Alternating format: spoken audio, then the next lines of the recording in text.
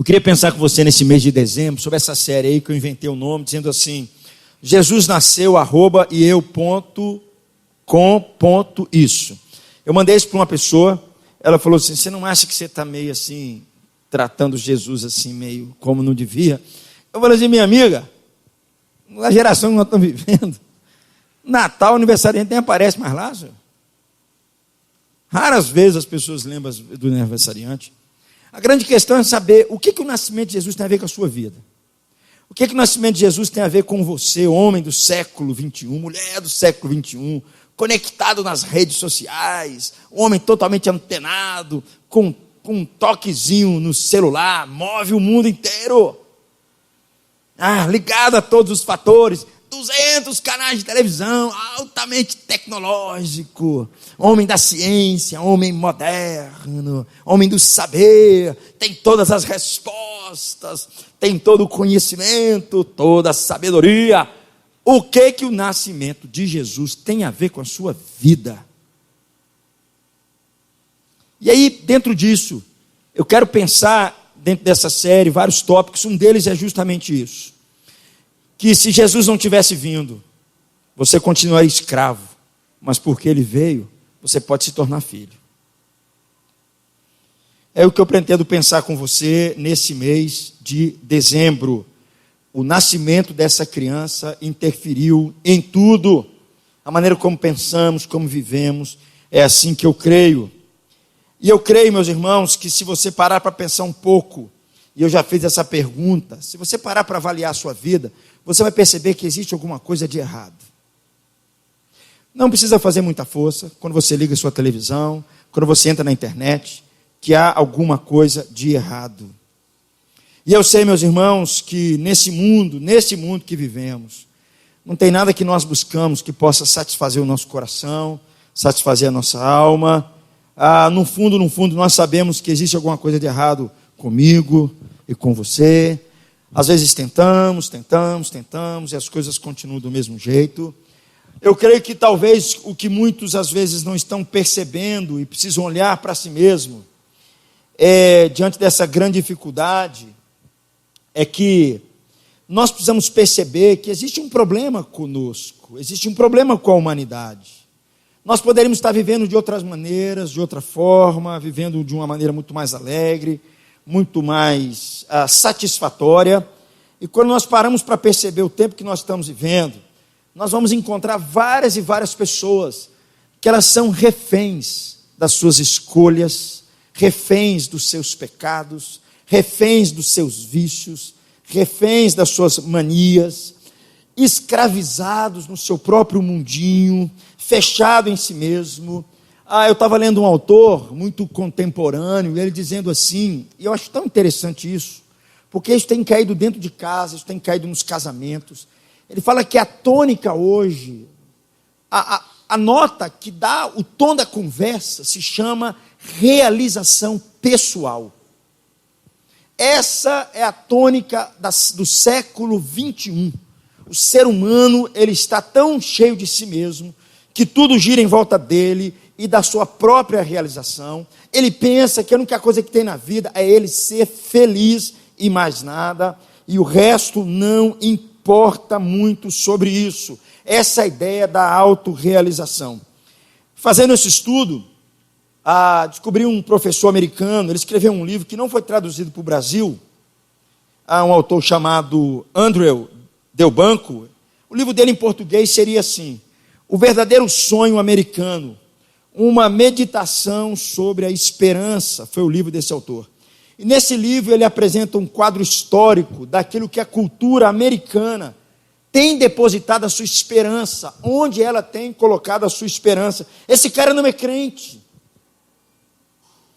E ele diz, um dos títulos do livro dele, ele dividiu em 3 partes olhando a história. Dividiu assim: Deus, a nação e o ego.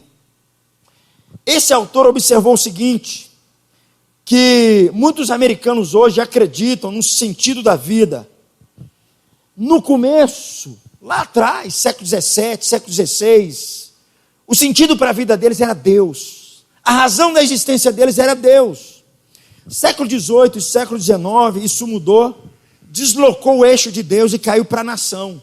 Surgiram então os estados democráticos, Estados Unidos como o maior modelo de país democrático, porque os olhos agora estão na nação. E aí esse autor ele continua dizendo que o século 21, a esperança das pessoas no século 21 está em si mesmas, no seu próprio ego, nelas mesmas, confiando nelas mesmas. E esse autor diz que é isso que acaba com a esperança. No final do seu livro, ele argumenta dizendo assim que nós estamos vivendo uma crise cultural. E ele afirma que o sentido da vida não está na realização pessoal, porque se for na realização pessoal, cresce o que tem crescido nos nossos dias, o individualismo. Rompe-se a ideia de família, rompe-se a ideia de comunidade, destrói-se tudo, destrói-se a ideia de sociedade, de comunidade. E aí, meus irmãos, nós percebemos que essa forte ideia continua nos nossos dias, a ideia do individualismo. Nós vivemos um tempo tão maluco, até no meio dos crentes, as pessoas, elas são referências para elas mesmas, daquilo que é certo, daquilo que é errado. Elas se tornam referência para ela mesma, daquilo que é certo, daquilo que é errado.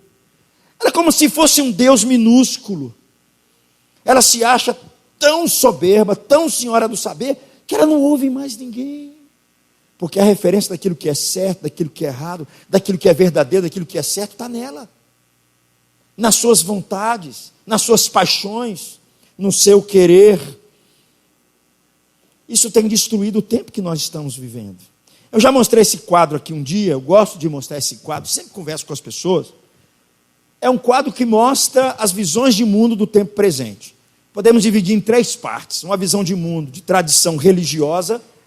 Ali é propósito, o problema e a solução. Normalmente as pessoas elas pensam num desses 3 modelos aqui que eu vou mostrar para vocês. Normalmente elas giram em volta disso. As pessoas que acreditam que o propósito da vida é ser uma boa pessoa, moralmente. Eu preciso ser uma pessoa boa. Se eu for uma pessoa boa, eu vou ser um bom trabalhador, vou arrumar um bom emprego, vou ser um bom vizinho, vou ser um bom marido, vou ser um bom filho, e minha vida vai estar a 1000 maravilhas. O problema, Carlos, é quando há uma falha moral, quando ele fala, não vou mentir para minha esposa e mente, não vou desobedecer meus pais e desobedece. Nessa visão de mundo, qual que é a solução? Você precisa se esforçar. É o que a religião diz. A religião só diz isso, Leninha. Se esforce mais, faça um pouco mais de sacrifício, se esforce mais. Existe uma outra visão de mundo que não acredita na religião, mas eles acreditam o seguinte, que o propósito da vida é sobrevivência. O mundo vai acabar mesmo numa explosão, veio de uma explosão e vai acabar numa explosão. Essa turma não é cristã, tá certo? Não tem essa visão, está nas universidades. Qual que é o problema com essa visão? Para me alcançar a minha sobrevivência, eu preciso me adaptar. O ser que mais se adapta, né, como eu sempre digo, nasce 2 gatinhos, o gatinho mais esperto empurra o outro para o lado, mama na teta da gatinha, não é verdade? E o outro está morrendo para lá. Porque nesse mundo, o mais forte engole o mais fraco. Quem sobrevive é quem se adapta mais. Queridos, isso está nas escolas, isso está nas universidades, isso está nos filmes, isso está na cabeça dos nossos filhos. Essa visão de mundo. É por isso que eu tenho dito, tem crescido o ódio entre as pessoas, crescido a vingança, a violência é uma marca da nossa geração. Pensamentos como esse. Se o mais forte engole o mais fraco, que viva o mais forte. Qual o problema com essa visão? Qual a solução? Eu preciso de conhecimento. Não é assim? Se eu souber mais, né, eu sempre brinco com isso, né? Eu assisto aqueles programas do Discovery, aí o cara é jogado lá na selva amazônica sozinho, não tem nada, e aí ele tem que sobreviver. Aí ele pega um escorpião assim e fala, isso aqui está cheio de proteína. Eu não sabia disso, mas ele fala que está cheio. Aí ele come o escorpião e fala assim, o rabo tem que ficar para o lado de fora, você não pode mastigar o rabo. Eu não saberia disso. Se tivesse eu e ele, eu morreria, ele sobreviveria. Então quem tem mais conhecimento, mais se adapta, mais sobrevive. E o mundo vai girando assim. Isso está na cabeça de um monte de gente, meus irmãos. A outra visão é mais interessante ainda. Porque diz o seguinte, estou nem aí para a religião, não quero saber da ciência, porque a ciência destruiu as nossas florestas, Esses caras acabaram com o nosso habitat. O conhecimento demais gerou 2 guerras mundiais. Não quero saber disso. O propósito da vida é a liberdade. Quero ser um passarinho. Que bonito, não é verdade? Uau, que coisa linda e coisa maravilhosa. Quero é liberdade. Qual o problema? Qualquer tipo de opressão. Qualquer tipo de opressão atrapalha para esse povo que tem essa visão de mundo aí. E é interessante. Essa turma tem muita dificuldade com perdão, com amor, com servir. Porque isso tudo me oprime, isso rouba alguma coisa de mim. Porque esse cara falou o seguinte: Gleick, eu vou com você, mas se você não roubar uma parte da minha liberdade. Qual que é a solução? Eu preciso de mais liberdade. Tem que tirar da minha frente tudo aquilo que me oprime. Meus irmãos, isso está na cabeça de um monte de gente. A maneira como as pessoas escolhem a vida, como elas escolhem o que elas têm que fazer, como fazer, por que criam os filhos de determinadas maneiras, por que escolhem determinados programas e não outros, isso está na cabeça das pessoas. Agora, o que me chama a atenção nessas 3 visões, é porque as 3 estão centralizadas, sabe aonde? Em você mesmo, meu irmão.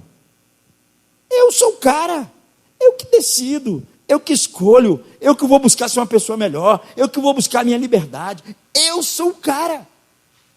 Essa visão de mundo é um reflexo muito simples do que tem acontecido nos nossos dias. E aí eu vou trocar essa palavra do eu, para dizer que no fundo, as pessoas estão escravizadas.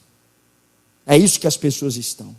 Pessoas que pensam e vivem assim, elas vivem sobre uma escravidão espiritual muito grande. Elas acham que elas são livres, elas acham que são boas pessoas, mas no fundo elas são escravas espiritualmente. Queridos, nós encontramos jovens e adolescentes altamente conectados ao mais alta tecnologia dos nossos dias, mas eles mentem para os seus pais.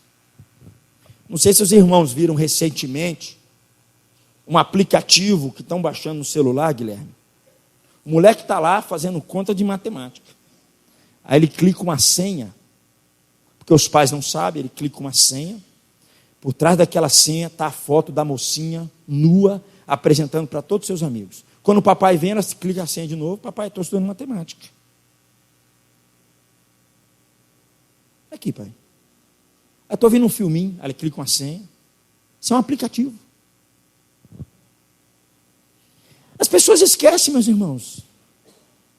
As pessoas são escravas, altamente escravas das suas próprias vontades, das suas paixões. É isso que tem acontecido nos nossos dias. Encontramos pessoas escravas de todos os tipos de vícios, presas às suas paixões, aos seus amores desordenados. Deixa eu explicar isso. Agostinho dizia no século IV que o problema do homem são os amores desordenados, porque ninguém coloca em primeiro lugar o amor a Deus. Eles pegam as terceiras e quartas coisas e colocam em primeiro lugar, e chama de amor desordenado. Coloca outros amores no lugar de Deus, e coloca Deus como alguém para abençoar aquilo que está na cabeça dele. As pessoas vivem assim, meus irmãos.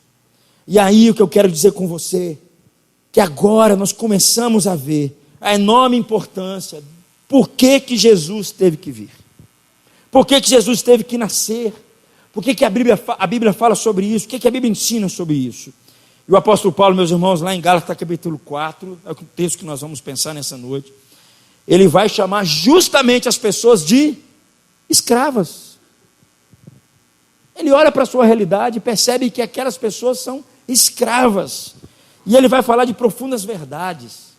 E o que Paulo está dizendo é que é possível um ser humano, antes escravo, se tornar filho de Deus. Isso só é possível porque Jesus veio. Porque Jesus nasceu.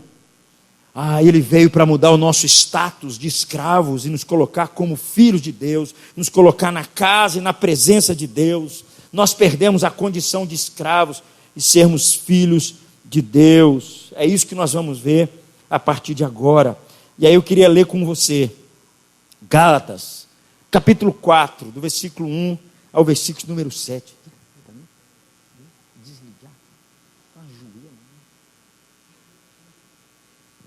Gálatas capítulo 4, versículo número 1 a versículo 7. Eu queria que os irmãos pudessem ler comigo esses versículos. Eu vou ler o primeiro, você lê o segundo até o final. Digo, porém, que enquanto o herdeiro é menor, e a ideia de Paulo aqui de tratar o herdeiro como menor, é porque ele é escravo. De idade, em nada difere de um escravo, embora seja dono de tudo.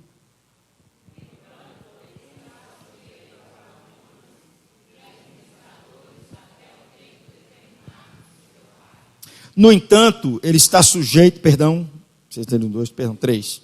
Assim também nós, quando éramos menores, estávamos escravizados aos princípios elementares do mundo. Não.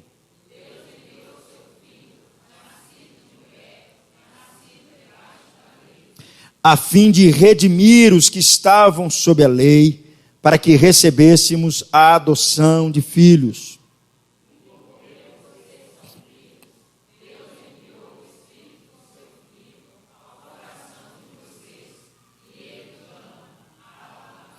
Assim você já não é mais escravo, mas filho, e por ser filho, Deus também o tornou herdeiro.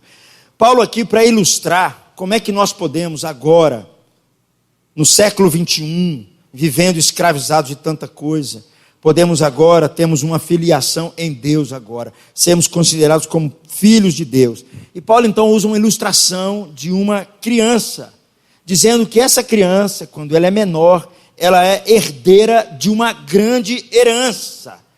Quando ele é um menor, Paulo diz no versículo 1, por favor, o que está escrito em amarelo? Quando ele é menor, nada ele difere do escravo. Sabe por quê? Porque ele está sujeito a guardiões e administradores. Mas Paulo vai dizer que quando ele atinge a maioridade, ele se torna agora herdeiro das promessas que o pai, das bênçãos e da herança que o pai deixou para ele. Nos tempos antigos, meus irmãos, é bom nós lembrarmos que uma pessoa se tornava adulto, e isso era muito importante para ela. E ela só se tornava adulto, ou seja, um herdeiro, um filho herdeiro, a partir da idade de 25 anos de idade. Quando ele completava 25 anos de idade, como tem na nossa geração, a partir dos 21, você pode herdar o que o seu pai está deixando para você. Era isso que Paulo estava dizendo. Quando ele era jovem, antes dessa idade, ele não poderia exercer nenhum tipo de controle sobre a herança do seu pai. Absolutamente nada. E Paulo vai dizer que o que significa ser um filho, não diferente de um escravo. O que Paulo quer dizer com isso? Ele quer dizer, por um lado, que se aplica a nós espiritualmente, de duas maneiras muito simples. Primeiro, é uma figura sobre todos os seres humanos. Paulo está dizendo no versículo 3, diz assim: assim também, quando éramos menores, estávamos o quê, meus irmãos? Escravizados aos princípios elementares do mundo.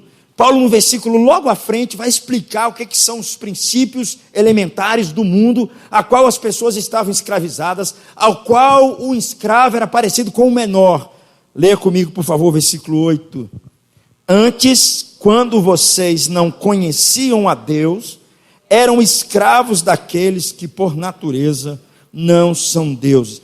Paulo quer dizer aqui que todos aqueles sem Cristo, eles estavam espiritualmente escravizados antes da vinda de Jesus, antes de alguém conhecer Jesus, antes do nascimento de Jesus, antes de que alguém de fato conheça Jesus. Paulo diz que esses estavam sob a lei, ou seja, eles tentariam, mas eles não conseguiriam alcançar as bênçãos, alcançar o próprio Deus, por estar sob a lei. E por que isso, meus irmãos? Porque Paulo vai dizer que, por um lado, todos nós estamos desesperadamente criando algum padrão para eu e você, para que a gente possa viver. Nós criamos as nossas próprias normas, os nossos próprios padrões de vida. Sabe para quê?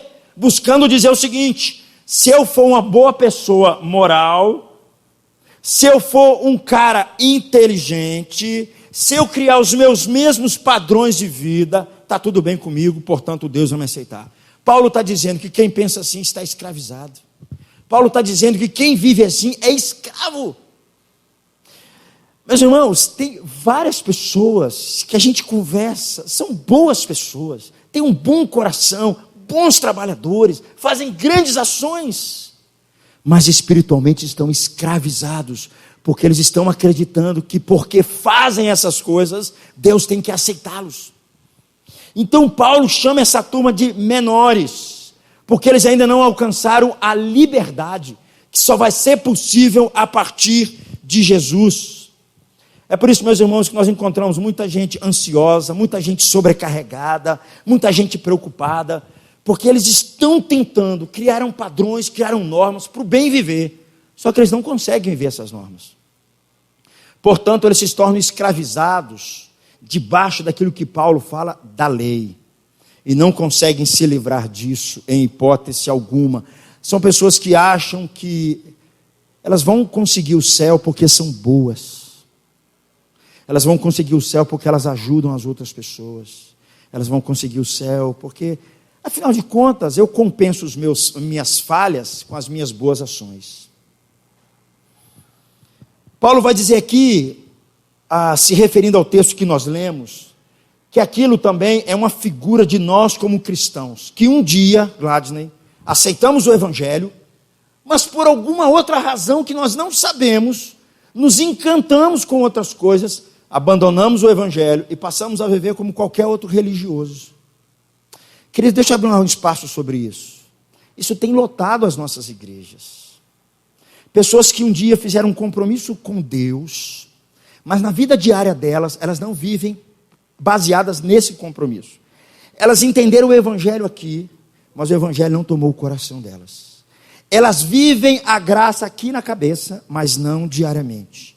Muitas das nossas igrejas, a maioria dos cristãos estão vivendo uma mera religiosidade dentro do seu tempo. E Paulo está chamando a atenção. Isso é você voltar aos velhos rudimentos do passado, a qual Jesus veio para libertá-los.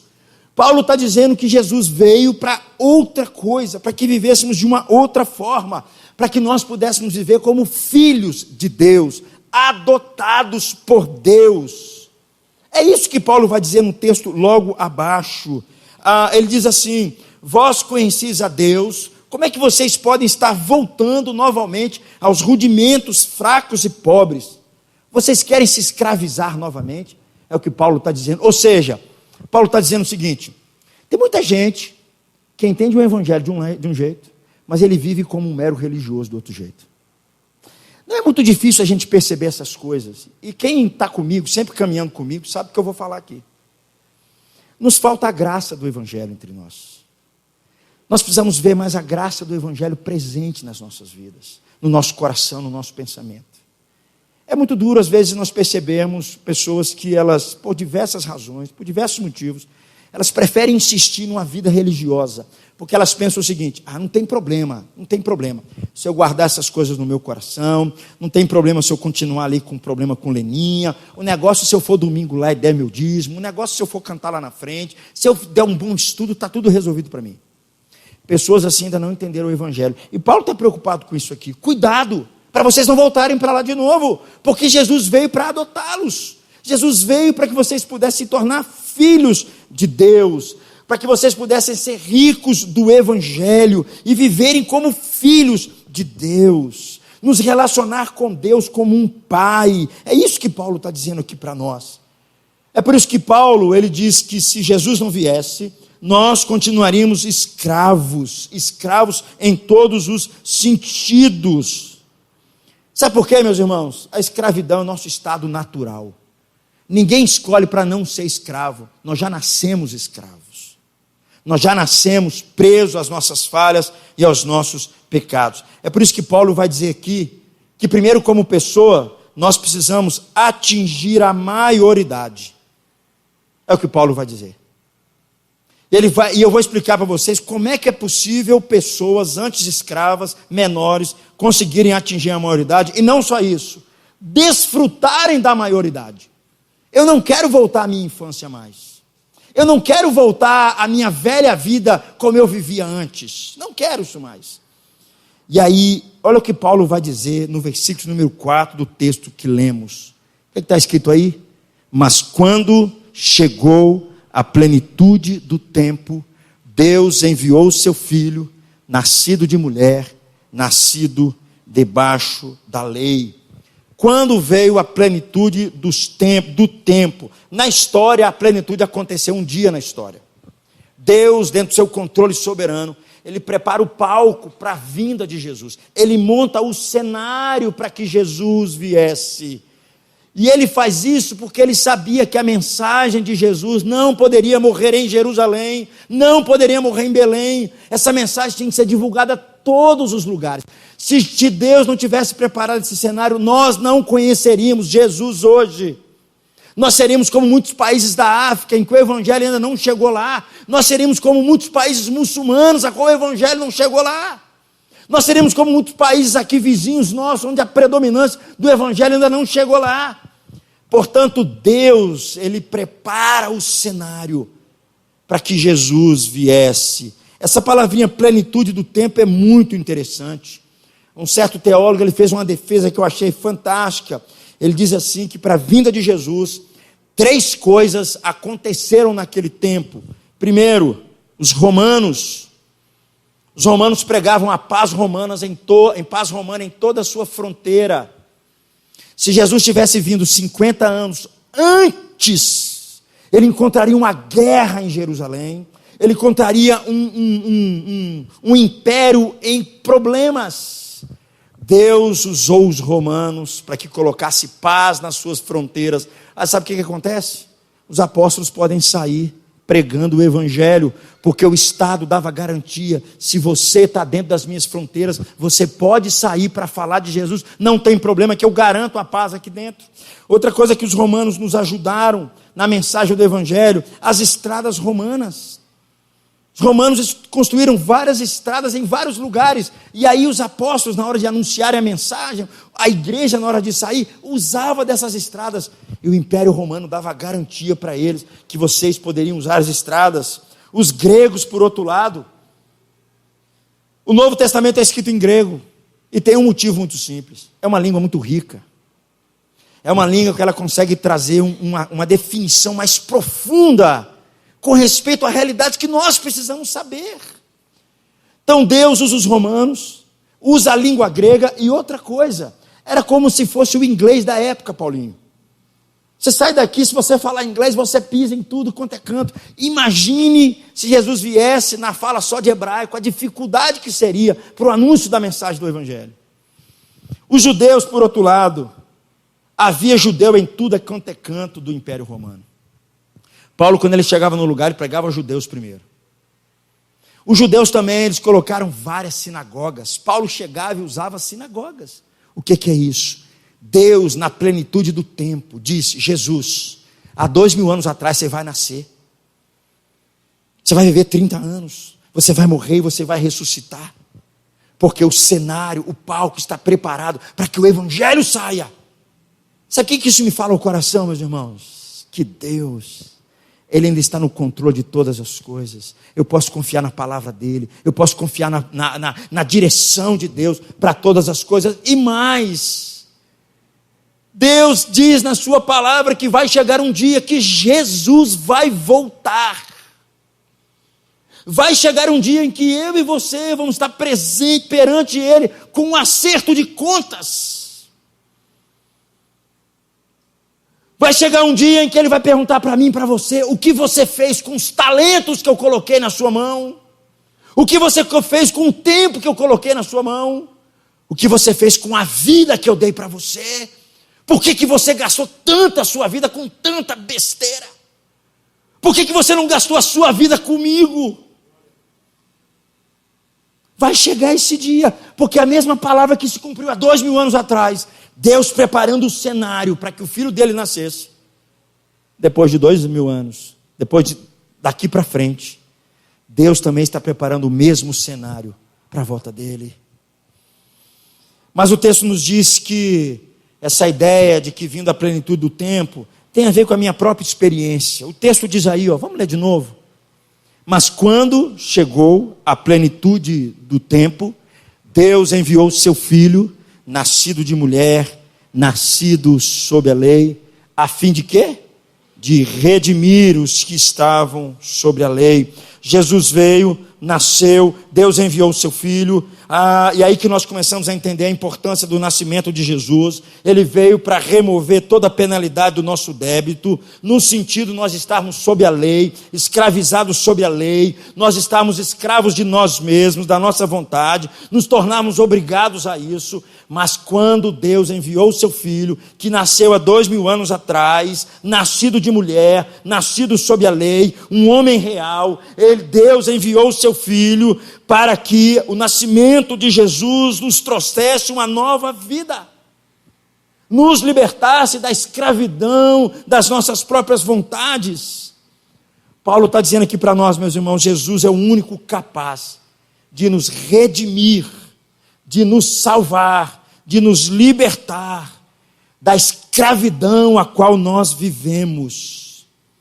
A ideia de redimir aqui nos leva para um mercado. É a ideia de que você era escravo antes. Você nasceu escravo. E aí eu chego lá, falo assim, Douglas, eu quero comprar o Douglas. E aí eu pago pela vida do Douglas. E eu compro a vida do Douglas. Eu adoto o Douglas. Eu pego o Douglas para mim.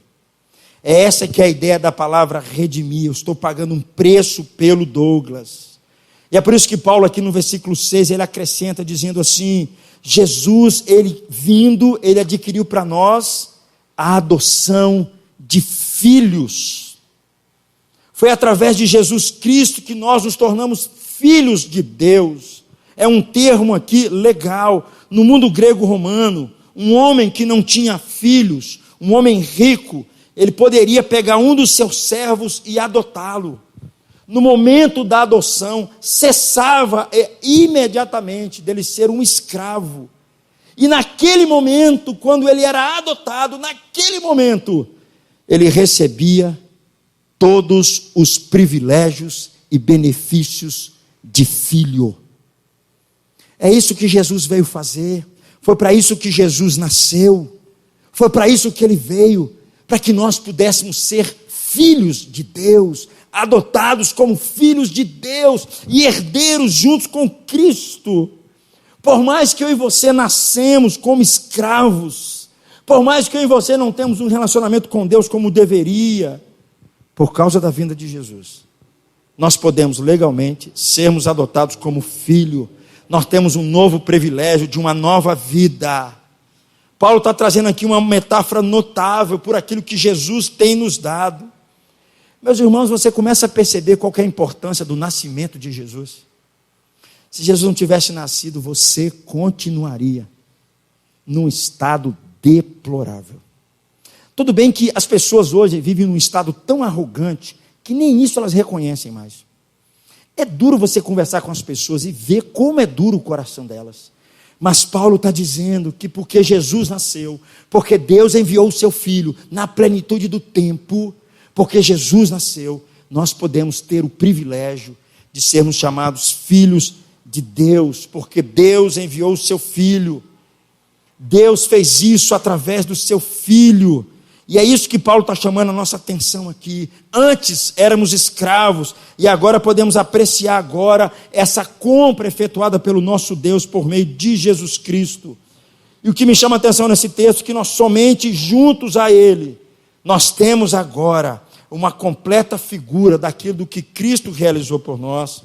Embora, meus irmãos, é muito fácil e comum a gente pensar na nossa salvação somente em termos de que nós fomos comprados, porque o que a gente tem perdido é o fato, Lude, de que nós somos herdeiros junto com Cristo.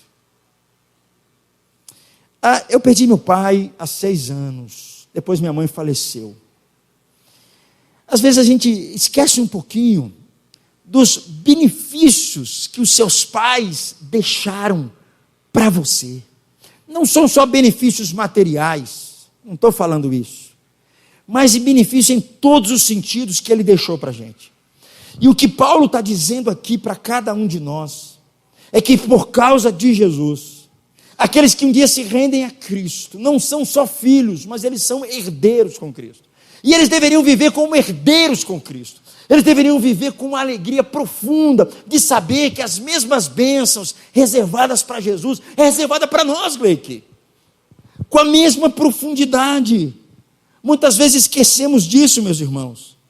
Que às vezes olhamos para aquilo que Cristo fez. Não, ele só me salvou. Não, ele não só nos salvou, não.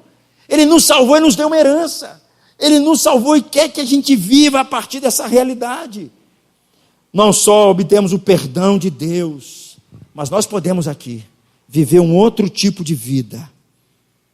Viver uma vida a qual nós fomos recompensados por Deus, abençoados por Deus. E é isso que Paulo está mostrando aqui aos Gálatas, que Jesus não só removeu a maldição que nós mereceríamos, mas Ele também nos abençoou de forma extraordinária. Nós recebemos por causa de Jesus toda a honra, toda a recompensa de Deus, segura e garantida por aquilo que Cristo fez por nós. Para mim, usar uma outra imagem para você, meus irmãos, a salvação de Jesus não é somente como você receber um perdão e você libertar um cara que está no corredor da morte, da prisão. O cara, tem muita gente que ela não está vivendo isso. É como alguém que é preso.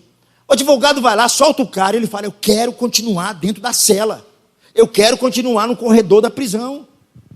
Paulo está dizendo: não, você tem que sair daí, porque a partir de agora eu quero que você saia para você receber uma condecoração de um cara que foi honrado, uma condecoração de alguém que de fato Jesus morreu por ele e ele de fato merece. É isso que Paulo está chamando a atenção aqui para nós. Por causa de Jesus, ele pendurou em nosso pescoço uma medalha de honra no nosso pescoço. Ele está querendo que a gente viva assim. Nós fomos recebidos e saudados como heróis, como se nós tivéssemos feito um negócio muito extraordinário. Mas vocês estão entendendo? Um cara que antes era escravo, ele é comprado, Valtair.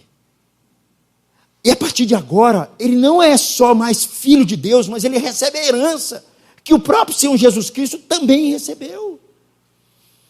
Às vezes esquecemos dos grandes benefícios da vida cristã. É por isso que Paulo vai chamar a atenção no texto em Gálatas. Eu não vou ler esse texto, que tem muito crente que mesmo sabendo disso, volta a viver a velha vida dele. Ele volta a viver nos velhos rudimentos do mundo. Ele volta a ser conduzido pelos prazeres desse mundo. Ele volta a ser comandado pelo Deus desse século. Ele acha que a única coisa que vai trazer felicidade para ele é dinheiro. Não é as bênçãos que ele recebeu em Cristo Jesus. Ele acha que a única coisa que vai dar felicidade para ele é se ele arrumar um bom emprego. Não são as bênçãos que ele recebeu em Cristo Jesus. Essas coisas são importantes, meus irmãos. Mas o que eu quero dizer para você é que tem muita gente que coloca isso no lugar de Deus e vive uma vida atormentada. Vive uma vida muito aborrecida. Nós precisamos nos lembrar disso. Nós precisamos não tirar isso da nossa mente, que antes nós estávamos conduzidos pelos nossos pecados, falhando, mas agora por causa da vinda de Jesus, nós podemos nos tornar agora filhos adotados de Deus. E aí Paulo continua no texto dizendo no versículo número 6, que Deus também enviou o seu Espírito. Vamos ler comigo o versículo número 6 e 7, por favor. E porque vocês são filhos, Deus enviou o Espírito do seu Filho ao coração de vocês. E Ele clama: Abba, Pai. Assim você já não é mais escravo, mas filho. E por ser filho, Deus também o tornou herdeiro. Deus enviou o Espírito do seu Filho ao coração de vocês. O propósito de Paulo aqui é assegurar por meio do Espírito Santo o status de que eu sou filho.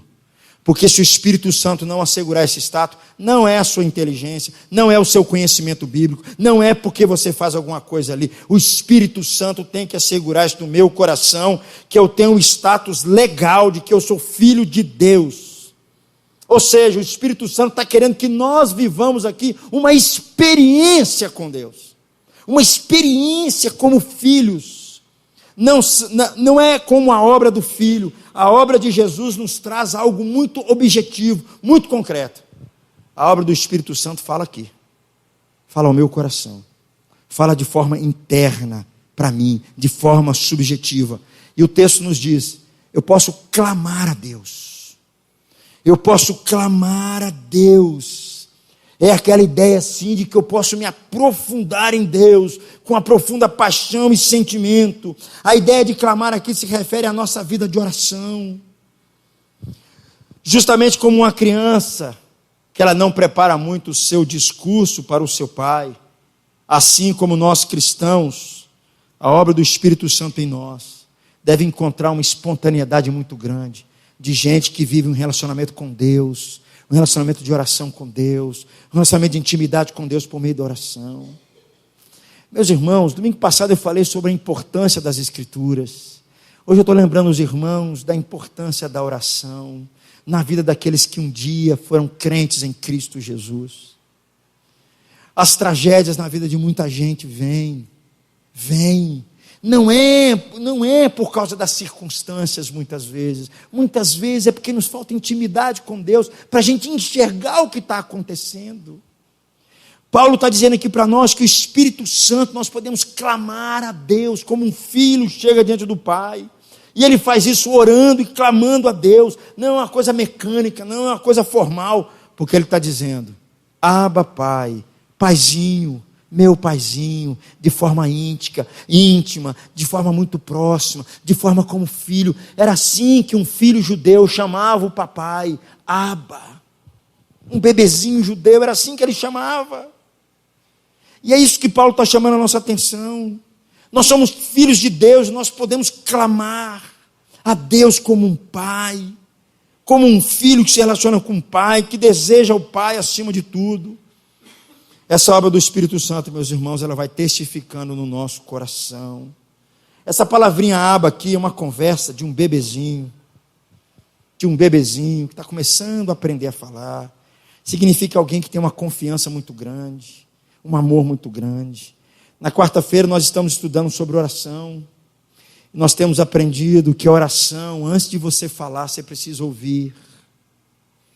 Antes de você falar alguma coisa para Deus, você tem que abrir os seus ouvidos e perceber o que Deus está falando com você. E você tem que responder na sua vida aquilo que Deus já está falando na palavra dEle. Isso que é oração. Oração é uma conversa com alguém que de fato você conhece. E nós estávamos comentando aqui na quarta-feira que quando o apóstolo Paulo vai orar para os seus irmãos, né, Gleick? E muitos irmãos estão perdendo pai, perdendo filho, perdendo emprego, vivendo uma crise econômica, vivendo uma crise conjugal, vivendo crise de tudo quanto é jeito. Sabe como é que Paulo ora? Paulo não ora assim: Deus abençoe os casais da igreja, Deus abençoe, coloque os anjos para perseguir o império romano. Ele não ora assim. Paulo ora assim: Pai, eu peço ao Senhor só uma coisa, que o coração deles seja iluminado, o coração deles. Sabe o que Paulo está pedindo? Que eles tenham mais de Deus, que eles tenham mais comunhão com Deus.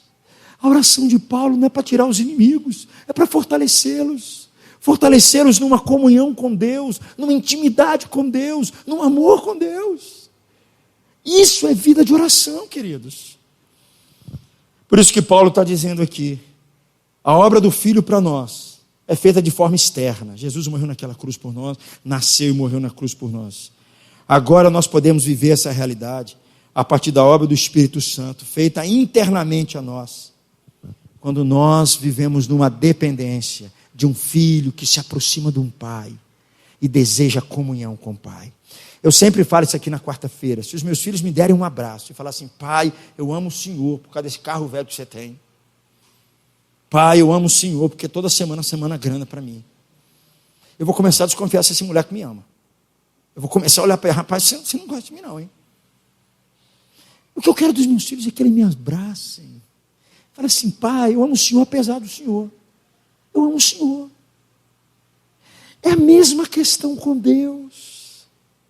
E é isso que o Espírito Santo vai fortalecendo em nós, ainda mais, dizendo assim para nós: nós somos filhos de Deus, comprados, adotados.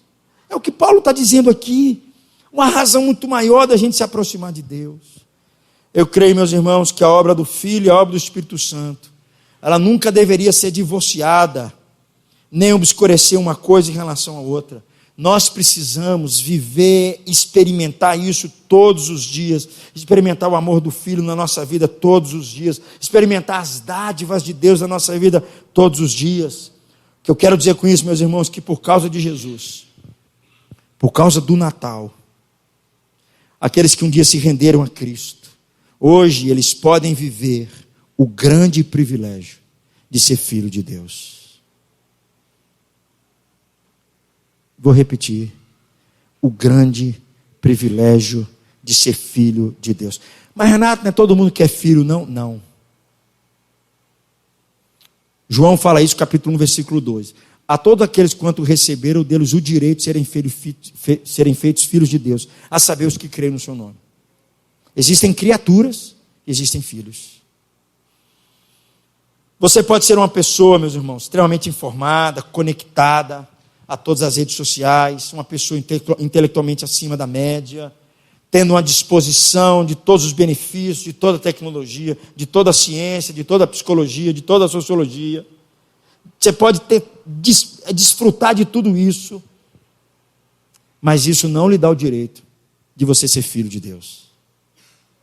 O que dá direito de ser filho de Deus é porque Jesus nasceu. E Ele precisa nascer no seu coração. Você precisa se render a Ele para Ele nascer no seu coração. Senão você vai continuar sendo um filho menor. Você vai continuar sob a lei. Você vai continuar escravizado. Você vai continuar movendo-se por todo esse tempo que nós estamos vivendo nos nossos dias. Você vai continuar como um escravo. É o que a Bíblia nos fala. E aí Paulo diz assim para nós. Quais são então os direitos dessa filiação? Olha o versículo 6 comigo, por favor. Vamos ler comigo? E porque vocês são filhos de Deus,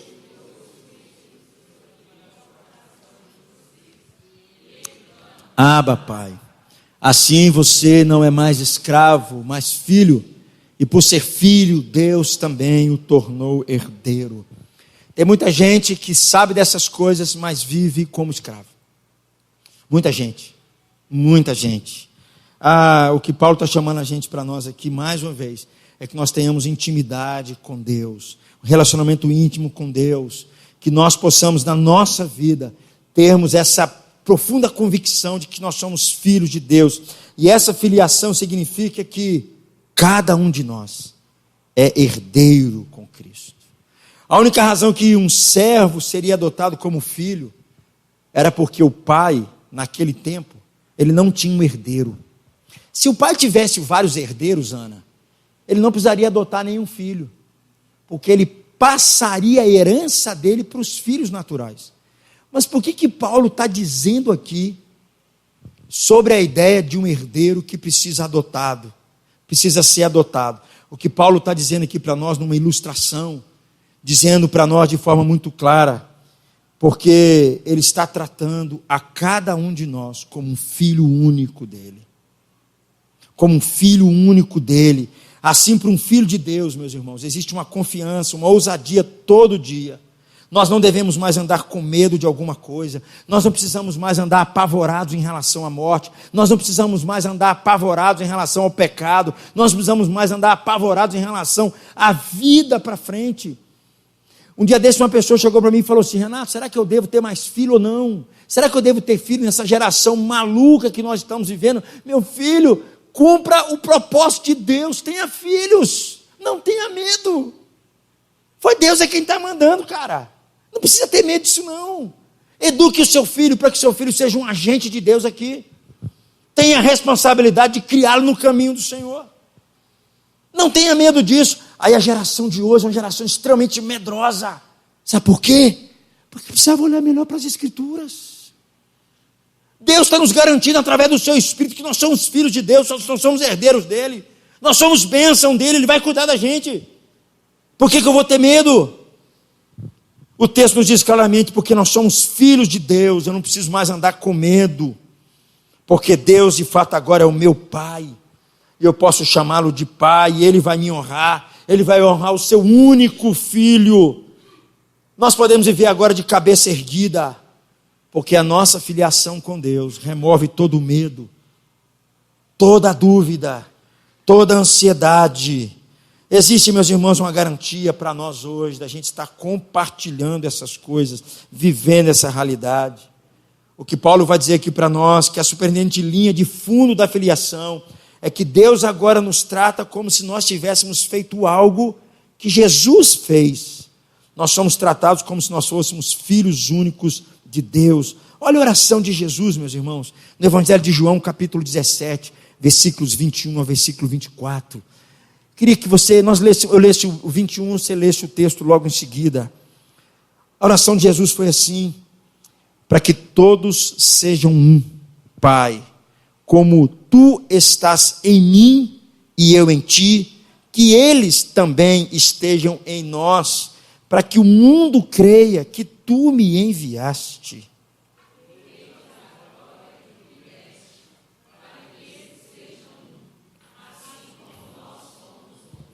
Eu neles e tu em mim, que eles sejam levados à plena unidade, para que o mundo saiba que tu me enviaste e os amaste, como igualmente me amaste. É para que eles sejam amados, Pai, como o Senhor me amou, meu irmão. Você tem ideia disso? Como nós perdemos isso? Saber que nós somos filhos adotados por Deus, amados, como Deus amou o próprio Filho. Versículo 24, a igreja. Versículo 24, está sem? Então deixa eu ler aqui. Pai, quero que os que me deste estejam comigo, onde eu estou, e vejam a minha glória, a glória que me deste, porque me amaste antes da criação do mundo.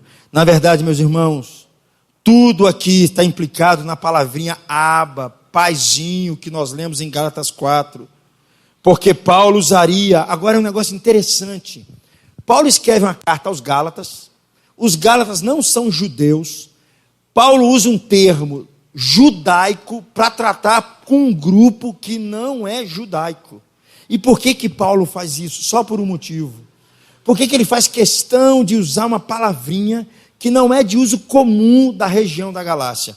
Leia comigo Marcos, capítulo 14, versículo 36, está aqui, por favor. Indo um pouco mais adiante, prostrou-se e orava, para que, se possível, fosse afastada dele aquela hora. E dizia: Abba, Pai, tudo te é possível, afasta de mim este cálice, contudo não seja o que eu quero, mas sim o que tu queres. Sabe por que Paulo usou essa palavrinha? Porque Jesus usou a mesma fala. Jesus, quando se aproximava do seu Pai, ele usava a palavrinha Abba. Nós temos o mesmo privilégio de Jesus. Eu fico pensando como nós estamos perdendo, como nós estamos nos enganando, achando que o mundo é melhor. Como tem pessoas que se dizem cristãs, mas estão vivendo uma vida muito, desculpa a expressão, meus irmãos, uma vida muito medíocre. A palavra medíocre significa mediano. São cristãos, mas são conduzidos pelo mundo. São cristãos, filhos comprados, adotados, mas não se relacionam com Deus como Pai, porque não tem intimidade com o Pai, não tem relacionamento com o Pai, não tem amizade com o Pai. Meus irmãos, isso é sério, porque nós estamos perdendo muita coisa. Nós estamos perdendo a alegria de nos aproximar de Deus. E mesmo Deus sabendo da sua luta, sabendo das suas dificuldades, a gente ter a plena certeza de que Ele é o nosso Pai, Ele vai cuidar da gente. Porque Ele nos ama da mesma forma como Ele amou o Filho dEle. Com a mesma intensidade que Ele amou o Filho dEle, Ele nos ama. E nós temos o mesmo status. Ousadamente, meus irmãos, nós poderíamos nos aproximar desse poderoso Deus de uma forma muito familiar. Portanto, quando Paulo diz aqui que nós deveríamos usar a mesma palavrinha, ele está dizendo para nós assim, que nós herdamos todos os direitos que o próprio Senhor Jesus recebeu.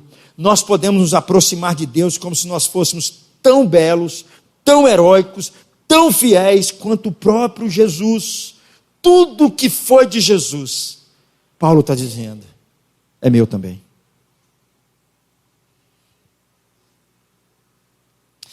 O problema é que nós transformamos a vida cristã num troço tão chato. Tão chato.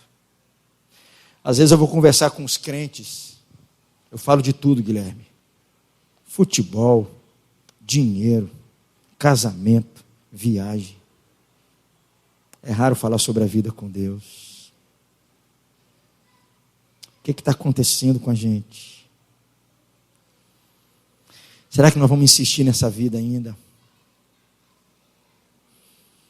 Eu quero encerrar, meus irmãos, dizendo que a gente precisa aprender algumas coisas com respeito a isso. A Bíblia nos diz que tudo o que é de Jesus também é nosso. E nos traz uma experiência muito profunda. Nós precisamos colocar de lado, meus irmãos, as outras coisas e começar a nos apegar mais à obra de Jesus, aquilo que Jesus fez.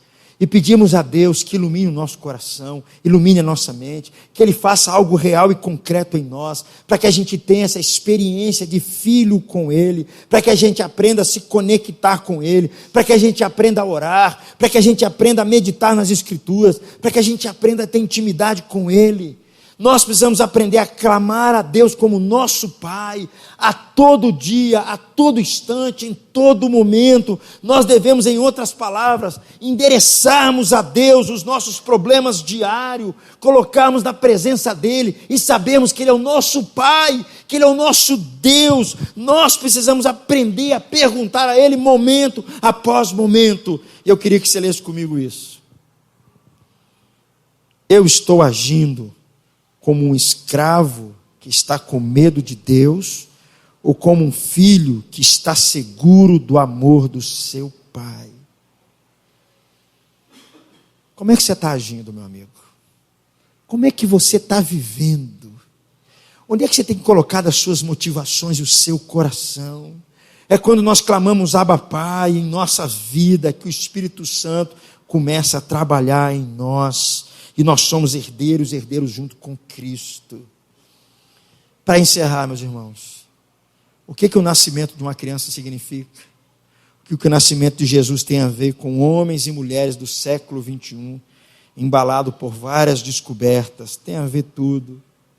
Se Jesus não tivesse nascido, se Jesus não tivesse morrido, você continuaria cego, você continuaria escravo, você continuaria preso às suas paixões. E por favor, não me venha com esse papo de que você é filho de Deus, porque Deus está te abençoando. Deus manda a chuva para a casa do bom e para a casa do bandido. A graça de Deus é para todas as pessoas, a graça comum. O que eu estou chamando a sua atenção é você viver uma graça diferente. Uma graça de um relacionamento com alguém. Não me venha com esse papo de dizer que Deus está com você, porque você está conseguindo pagar suas contas, trocar seu carro, viajar ano após ano com a sua família. Não é isso que é vida com Deus. Aqueles caras de Brasília também fazem melhor do que a gente. Vida com Deus é você ter um relacionamento de filho com o Pai. Gente amada por Deus, gente que gosta da presença do Pai, gente que quer estar na presença dEle, gente que fala assim: Pai, eu não consigo fazer nada sem o Senhor, Pai, eu preciso do Senhor na minha vida, Deus me ajude, eu estou sendo um péssimo marido, um péssimo filho, um péssimo trabalhador, Pai, me ajuda. Relacionamento íntimo com Deus. É isso que Paulo está dizendo. Foi por isso que Jesus nasceu. Eu queria que você curvasse sua cabeça e nós orássemos nesse momento.